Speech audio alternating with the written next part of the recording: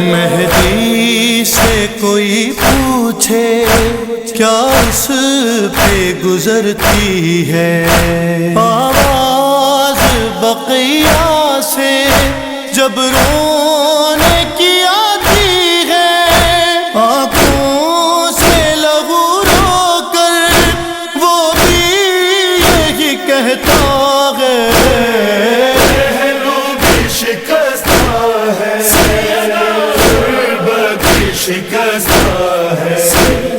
تم نہیں جیت سکتے. ظالموں کو بتایا کہ نہیں جیت سکتے. کر لیا لاشا پامال. اب دیکھو خدا نے کیا کیا. خدا نے وہ کیا کہ ہر مرنے والا کفن حسین کا مانگے گا. کرو پامال، کرو پامال. کر لیا پامال. جس مٹی پہ حسین کا خون بہا کائنات تک شفا دے گی. کرو پامال. کیا کر لو گے؟ یہ خدا کا دعویٰ ہے. ظالموں نے جنت البقیع کو منہدم کر لیا. کرو. کتنا ظلم کرو گے؟ تم نے اس سے پہلے بھی ظلم کیے تھے. امیر المومنین کی گلے میں رسی بندھی تھی.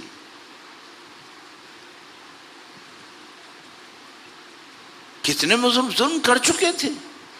ایک ظلم اور کر لیا. جنت البقیع کی قبور کو منہدم کر لیا. سید الشہداء کے جنہوں نے لاشیں کو پامال کیا تھا وہ نہیں جیت سکے.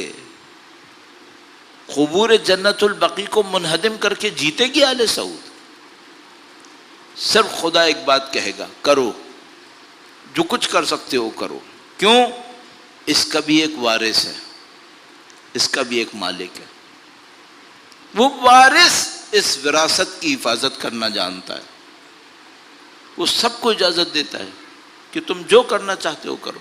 لوگوں نے خانہ کعبہ کے اوپر پتھر برسائے ہیں، خانہ کعبہ کو آگ بھی لگائی ہے. خدا متعال کے اندر کوئی جلدی نہیں ہے. پروردگار کو اپنے بندوں کی مظلومیت پہ یقین ہے، ان کے صبر پہ یقین ہے. اور عزیزان محترم، اب آپ کے سامنے شاید ایک سوال ہو کہ سید الشہداء کے معاملے میں صبر سید الشہداء کا تھا، اور سید الشہداء کی شہادت کے بعد مولا سید ساجدین اور سید صابرین کا تھا. جنت البقیع کے معاملے میں صبر کس کا ہے؟ تو عزیزو سلام ہو اس امام مظلوم پر جو غیبت میں رہ کر اپنے اجداد کی قبور کو منہدم ہوتے دیکھتا تھا. سلام ہو اس امام مظلوم کے اوپر. صبر اس کا ہے. صبر کے وارث وہ ہیں، نصرت خدا کے وارث بھی وہی ہیں، فتح مبین کے وارث بھی وہی ہیں. اور خدا نے متعال کا وعدہ ہے آل سعود کے بچ سکے گی. جس دن انہوں نے جنت البقیع کی قبور کو منہدم کیا، واللہ آپ کی خدمت میں عرض کر رہا ہوں، انہوں نے اپنی موت کے اوپر خود دستخط کیے. انہوں نے اپنے زوال اور اپنی تباہی کو خود لکھا ہے. کیا خدا متعال نے تمام تر معرکوں کے بعد اپنے دشمنوں کو عذاب اور ہلاکت کی خبر دی یا نہیں دی؟ خدا کا ایک نظام ہے، نہ ماننے والے کو شاید خدا ہلاک نہ کرے، لیکن بے احترامی کرنے والے کو خدا نہیں بخشے گا. بے احترامی کرنے والے کو خدا نہیں بخشے گا. لہذا معرکہ کربلا کے اندر سید الشہداء نے کسی کو بد دعا نہیں دی. جتنے بھی مخالفین کھڑے تھے سید الشہداء نے بد دعا نہیں دی. ایک آدمی کھڑا ہوا اور اس نے کہا نعوذ باللہ، ایک جملہ جس میں امام حسین اور نبوت کے رشتے کا انکار تھا.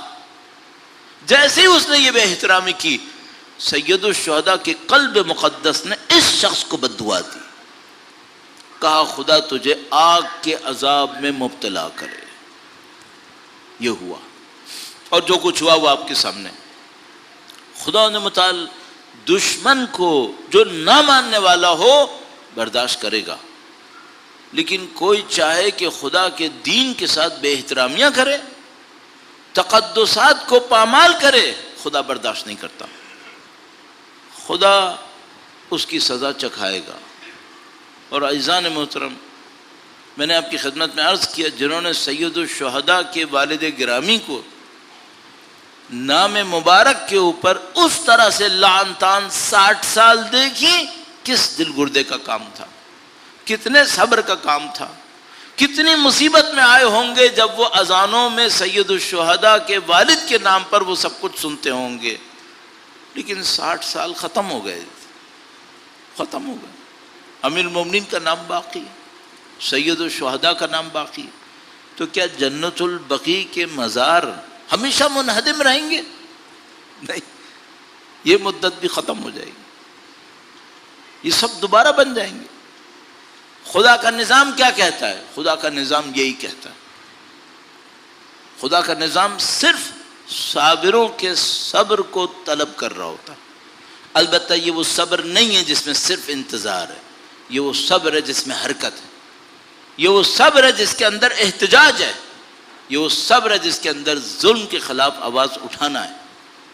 یہ وہ کام ہے جو آپ اس مجلس کے ذریعے انجام دیں۔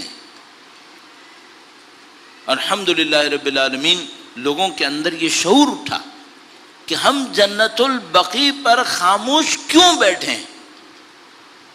کم سے کم احتجاج تو ہو، آواز تو اٹھے۔ بحمدللہ رب العالمین، پوری دنیا کے اندر اہل بیت اطہار علیہ السلام کے چاہنے والوں نے جنت البقیع کے واقعے کو زندہ رکھا۔ یہ بڑی سعادت کی بات ہے کہ کوئی شخص مظلومیت کے زمانے میں مظلوم کا ساتھ دے دے۔ جس 60 سال میں امیر المومنین کو ممبروں سے اعلان ہو رہی ہو، اس زمانے میں کوئی امیر المومنین کے فضائل بیان کرے۔ فضیلت یہاں ہے، سعادت یہاں ہے۔ جس زمانے میں سید الشہداء کا روضہ دشمنوں کی زد میں تھا، اس وقت کوئی زیارت کرے، اصل فضیلت وہاں پر، اصل سعادت وہاں پر ہے۔ آپ اور میں اس سعادت کو ہاتھ سے نہ جانے دیں۔ اہل بیت کی مظلومیت کا وقت ہے نا۔ مہدی سے کوئی پوچھے کیا اس پہ گزرتی ہے